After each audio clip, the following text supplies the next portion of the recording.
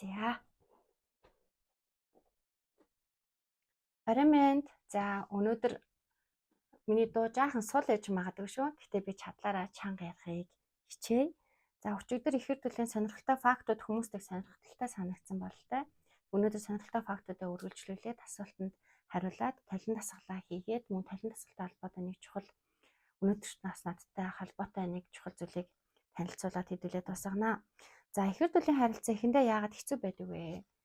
За хэцүү байдгийн шалтгаан бол нэгдүгээрт таны өөрийн чинь гаргасан сонголттой холбоотой.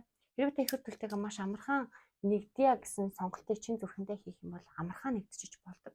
Амархан нэгдсэн хүмүүс ч гэсэн байдаг. Хоёр дахь нь болохоор таны зүгсэн маскны чинь хэр зузаан бэ гэдгээс шалтгаална.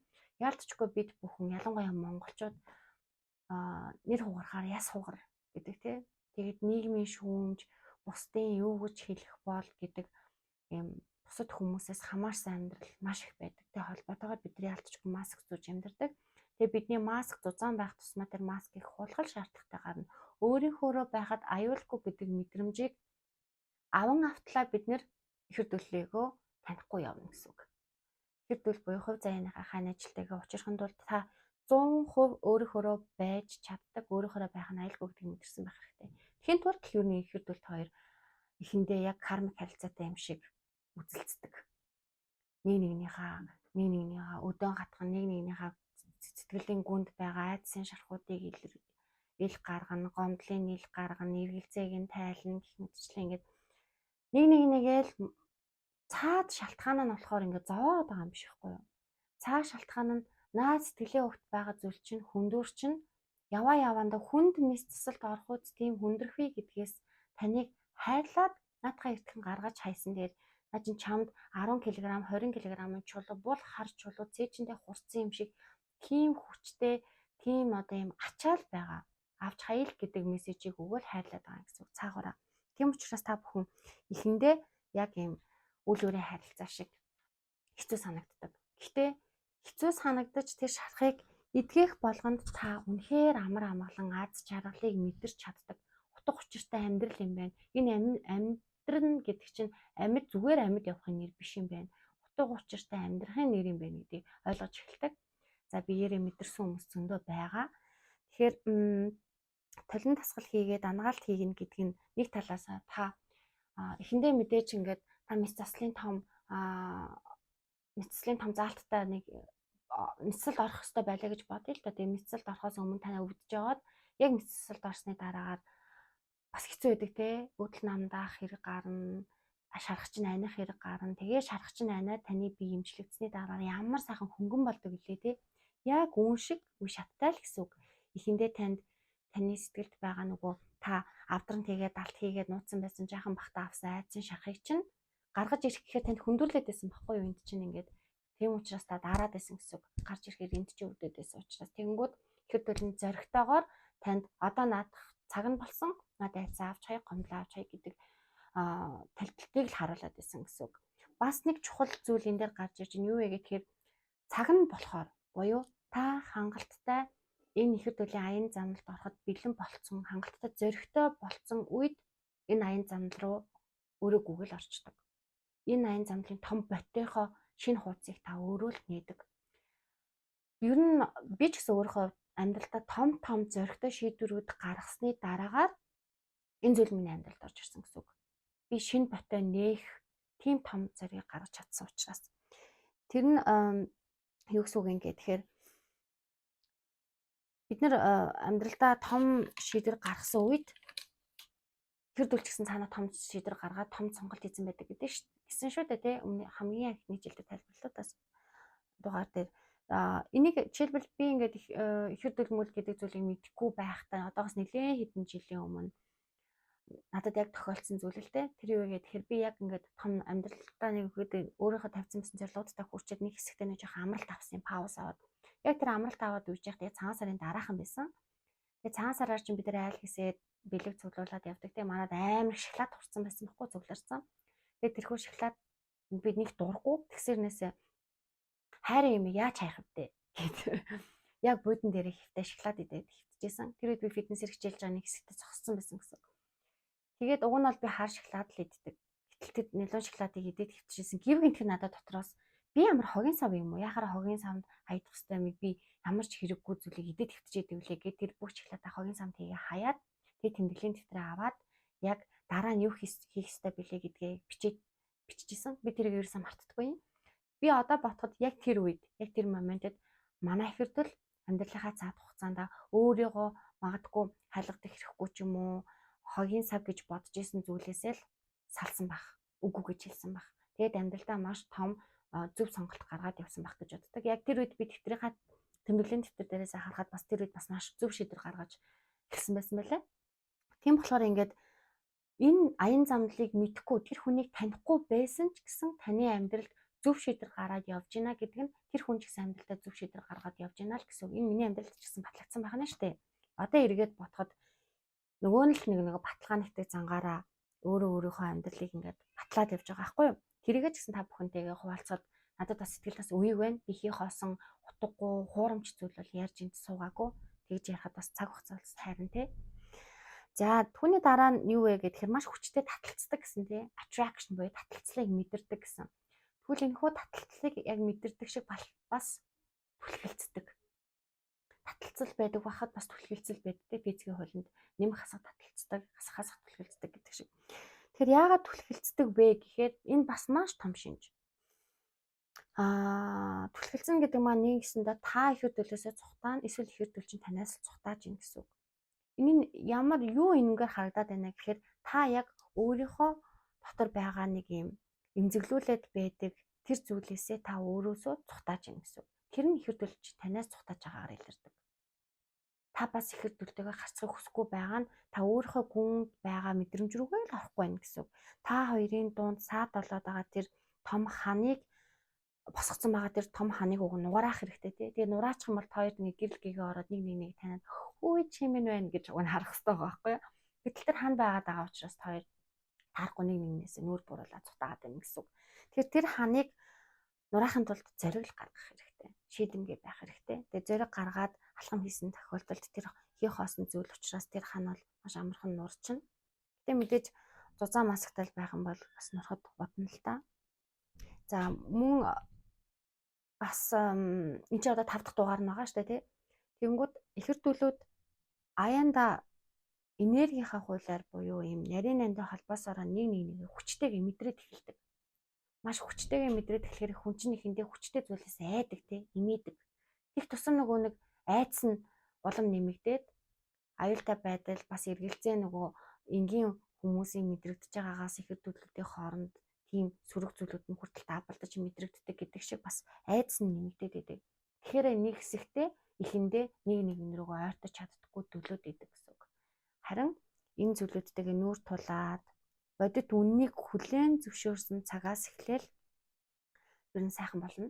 Гэхдээ түрүүнгүү тэр том шарах ангаагдсны дараагаар үнэхээр маш сайхан амар амгаланг мэдэрдэг, айгүй гоё болдог.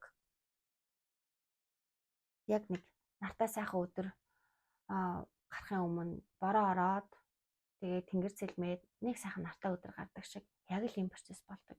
Гэтэ нартай өдөр нь илүү олон гэсэн үг. Яг тэгэхээр үүл чинь нар бол байнга байж лээ. Үүл ирнэ, үүл ярилна. Үүл бол ийм төр зуурын мөн чанартай, нар бол мөнхийн мөн чанартай шүү дээ. Над байнгын бидэртэй зүг байдаг юм чинь. За дараагийн нэг асуулт нь насны зөрүү байж болтгоо гэсэн.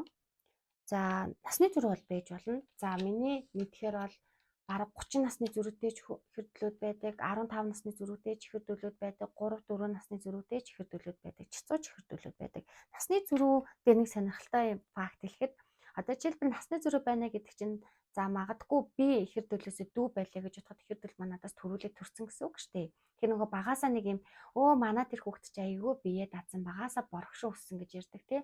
Хүн энэ дэлхий дээр хүн болгон өөрийн гэсэн ихэр төлтэй байдаг гэж хэлсэн тийм үү. Тэгэхээр тэр хүүхэд багаасаа бие даацсан юм байна гэдэг чи ихэр төлөнд төрүүлээд мэдлсэн гэсэн үг. Тэгээ төрүүлж мэдлээд ингээд юм сураад арай нөгөө их ойм сэлээгээд тий тэгсэн үед дараа нь нөгөө ихэр төлөв энэ хорвоо дээр мэдлж байгаа цагт тэрнийхээ нөгөө чадваруудыг энэ хүүхэд гэдэг чинь маш цагаан гэгийн цагаан цаас тий бас энерги ч гэсэн амархан сэвтдэг гэж ярьдаг шүү дээ. Тэгэнгүүт тэгээ дараа нь төрөхөөрөө илүү юм бие даацсан хүүхэд болж төрдөг гэсэн үг. байдаг гэсэн үг. Анханасаа нэг юм хизээний өмдөө өмсөөс орсон те. Хизээний ингээд бүр ингээд бие даацсан хүүхдүүд байдаг штэ. Тэгэхээр ихэр дүүлэн төрүүлж төрчихсмэ та илүү ихэр дүүлийнхээ уур чадвар. Ихтэй ихэр дүүлч нуур чадвартай байвал штэ. Та тэр хүүхд ихэр дүүлийнхээ уур чадваруудыг сурна. Хичээлдээ сайн байсан бол адилхан та хичээлдээ сайн болгох ч гэдэм юм уу. Ингээд явдаг бахнэ. Адилхан муу зан чанарын ч гэсэн дүүрэн гэсэн үг. Гэтэ муу зан чанарыг та өөрөө түүнийг үгүй би энэ замаар явахгүй би муухай зан чанартай байхгүй гэдэгт үгүй гэж хэлээ зөв сонголтыг зөв тийшээ явуул ихэд бол хоёр ч үнэхээр зөв замаараа л явна. Тэгээд эрт учрна. Миний бас хамгийн гол зорилго бол хойч үе дүүнэрээгаа тэгээд энэ ер нь хойч үе дүүнэрээгаа эртхэн ихэр дүүлүүдтэйгээ уулзраад аз жаргалтай байгаасай л гэсэн үндсэн дээр энэ бичлэгүүдийг хийж байгаа. За дараагийн нэг зүйл сандрал догтлолыг яг адилхан мэдэрдэг. Яг бүр нэг цаг үед ч мэдрэх тохиолдол байдаг. Тэр хүний яг эмошн буюу сэтгэл хөдлөлийг мэдэрдэг ч гэсэн яг тэр хүн сандарч байгаа тохиолдолд та ч гэсэн яг адилхан сандардаг. Бүр өөр улс оронд байгаад таны хүрдэлд ингээд сандрахаар юм тохиолдож болно шүү дээ. Хүний амьдралд юу ч тохиолдож билээ те. Тэгж яхад хүртэл ингээд учир зүггүй та сандраад би яа сандраад байна гэж бодох үе хүртэл гардаг. Яг ингээд өөртөөгөө ойртоод мэдрэмжээ мэдэрч сурсны дараагаар бүр илүү тод байдаг энэ нь. Бас аюулыг амар мэдэрдэг. Ихэр дүүлд тохиолдож байгаа аюулыг та ч гэсэн мэдрэх боломжтой. Тэрийг бүр илүүтэй мэдэрдэг. Тэгээ бас таны ядрал, таныг ингээд маш их ядарсан байгаа үед таны ядралыг ч гэсэн ихэр дүүл чинь мэдэрч идэг. Би ч гэсэн ихэр дүүлд ядарсан байгааг мэдэрдэг учраас ингээд зарим өдөр ингээд нозоороо бол амар их ажил байсан ч гэсэн зүгээр ингээд амармаар санагддаг өдрүүд байдаг штэ. Тэр үед ч гэсэн цаагаараа таны ихэр дүүл амар ядарсан байгааг мэдэрч ин гэсэн үг. Тэр хүн танаас энерги хүсэж ин гэсэн үг. Яагаад ядраад байна гэдгээр хоёр хангалттай энергийн солилцоонд орж чадахгүй байгаа учраас ядардаг. Нөгөө хүн нь магадгүй кармик харилцаатай хүнтэй байх үедээ сөрөг мэдрэмжтэй байх юм бол тэрийг та мэдрэх боломжтой гэсэн үг. Тийм учраас бас ойртож чаддаггүй. За дараагийн нэг нь энд бүр маш сонирхолтой бүр инээдтэй би энийг сонсоод бүр баг илгээ хүртэл инээжсэн. Юу юм гэхээр нөгөө ихэд бол хоёр яг нэг цаг хугацаанд нэг ижил сонголтыг хийгээд явж идэг гэсэн шүү дээ. За хэрвээ та хоёр нэг байгууллагт ажилладаг, ойрхон байдаг, ойрхон хотын одоо ойрхон хэсэгт байдаг ч юм уу. Тийм тохиолдолд ингээд нэг сонголт хийгээд очиж байгаа газар нь бас ижилхэн байх боломжтой. Тэгээд ингээд олон дахин тавтагдаад байх гэсэн нөгөө ихэр дүүл нэг яг дагаад байгаа юм шиг санагддаг юм байна л да. Тэгээд надад нэг тохиолдож исэн нэг маа найз биччихсэн л да. Бүр яг нэг миний машин GPS суулгачаад наамаг яг дагаад байгаа юм шиг санагдчихсэн гэдэг чийсэн. Гэхдээ миний бүр илүү хөшөөд ингээд яг бас тэгж санагддаг яг ингээд яг үнэндээ бол дагаагүй, яг үнэндээ зүгээр л тэр хүн мэдрэмжээ дагаал очихыг хүссэн газараа л очсон. Ихэр дүүлэн ч гэсэн мэдрэмжээ дагаал очихыг хүссэн газараа очсон гэсэн үг. Тэгэхээр чин сонголт нь ижил юм чи яах юм бэ? Яг энэ тохиолдолд бас нөгөө энэ зүйлийг яагаад миний судлах болсон бэ гэхээр ер бусын санагдсан шүү дээ. Бас энгийн биш те. Яг тантай адилхан бодож сэтгэж магадгүй юм үг хэлж байгаа хүнийг хараатаа гайхна шүү дээ. Яг таныг ингэ дүүрээгээд байгаа юм шиг санагдахаар өөрөө ирэхгүй энэ зүйл рүү бүр л татагдана. Энэ юу юм бол ялангуяа ингээд юмыг сонирхож судалдаг ийм хүмүүст бол бүр л сонир санагдана. Та бүхэнд ч ихсэг сонир санагдаж байгаа. Тэгэхээр эртхэн энэ зүйл рүү ороорой. Цаг нь болно гэдэг маань өөрт мэдэгддэг. Ялангуяа ихэр дүүлтэйгөө буюу өөртөөгөө ойртож байгаа цагт тэр нь мэдрэгддэг нэг юм амьдралных гоё юм тохиолдох гээд байгаа юм шиг санагддаг шүү дээ. Ялангуяа цагаан сарын дараа засал номоо хийлгэсний дараа нэг сайхан мэдрэмж төрөөд идэг. Тэгэхээр бас яалтчгүй ихэр дүүлтэйгөө ойртож байгаа нь амьдралд нэг гоё зүйл тохиолдох гээд байгаа юм шигаар мэдрэгддэг байх нэ. Засал ном гэснээс ер нь 2024 он их сонирж илгээсэн. Миний 24 онд анх удаага засал ном хийлгэхгүй байж байгаа засал ном хийлгэж үзсэн. Бас нөлөөтэй юм байлээ. Хэдийгээр би бяцлал сонирхдаг байсан ч гэсэн шашин гэдэг утгаараа биш би буддын философиг сонирхдаг гэсэн баггүй юу? Сургаалын нөлөөтэй үзэж судалдаг. Тэгээ 24 онд ялтчгүй засал ном хийлгэх шаардлага гараад хийлгэжсэн. Тэгээд бас өөрчлөлт бол байдаг юм байлээ. Одоо тэгэл сайнтай муутай болохоор энэ сөүшлөөр явж байгаа бүх сөрөг зүйлүүдэд заавал анхаарал өгөх шаардлага болов гэж хувьяасаа зөвлөж байна. За дараагийн нэг айгуу том чухал. Одоо энэ бол миний тоолж байгаагаар бол 6 дахь чухал зүйл байна. Энэ нь юу вэ гэхээр ихэр дүүл гэдэг хүний энерги таны амьдралд орж ирснээс хойш магадгүй та ихэр дүүлийн аян замд орсноос хойш ихэр төлөвлөө таньдаг болсноос хойш таны амьдралаас гарах ёстой хүмүүс гардаг, орж ирэх ёстой хүмүүс орж ирдэг.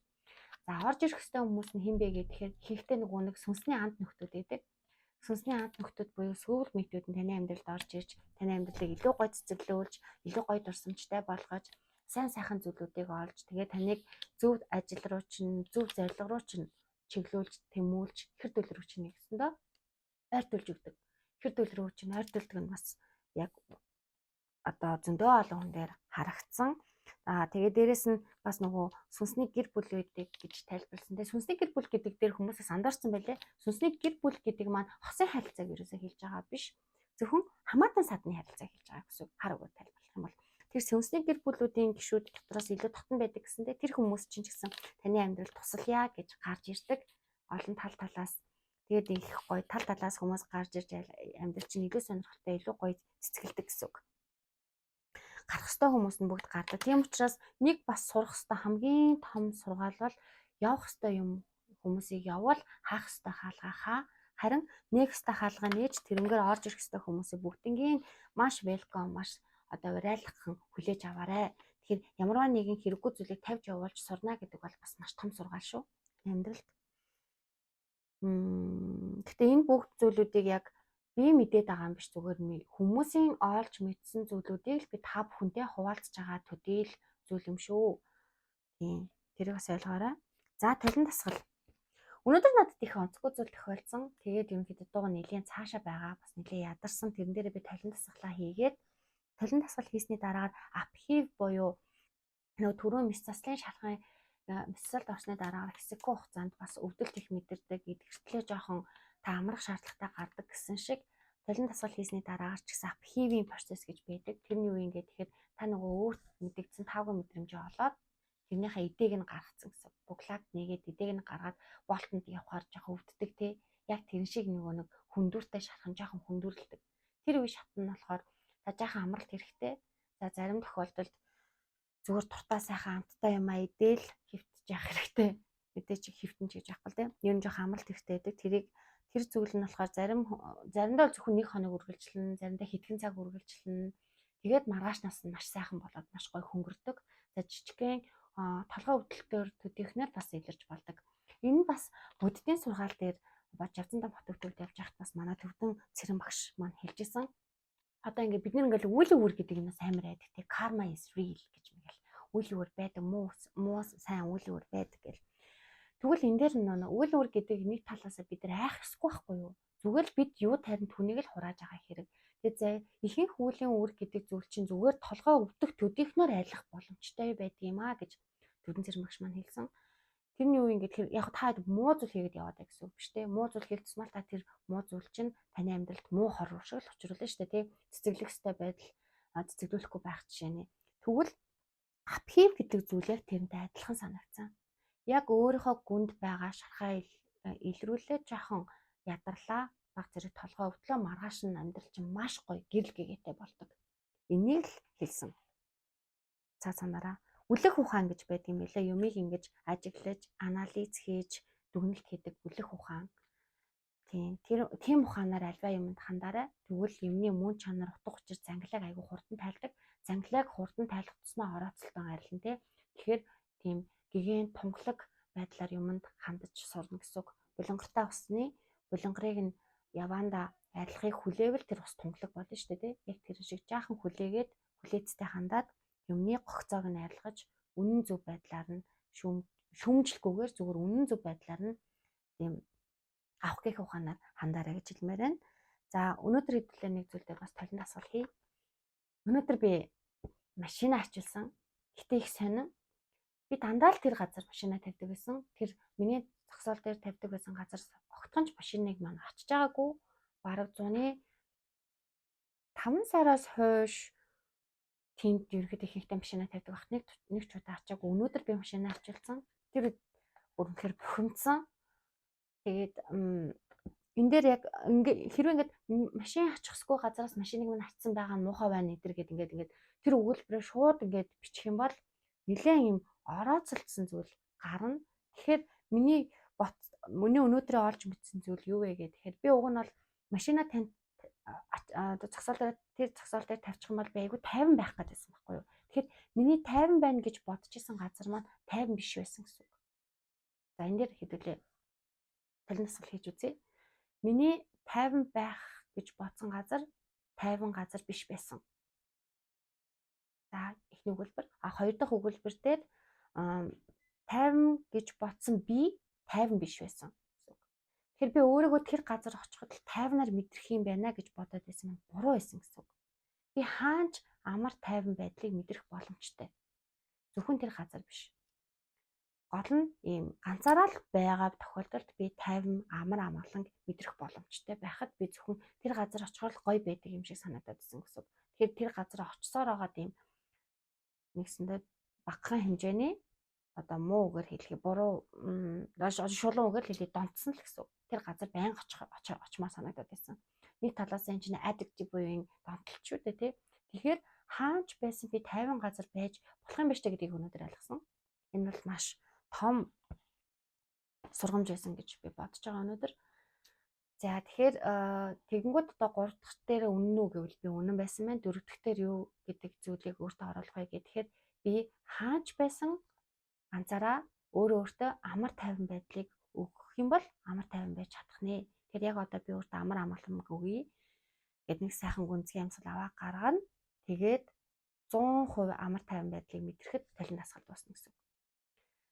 За та бүхэн гэртээ талент дасгал хийж эхэлсэн байх гэж найдаж байна.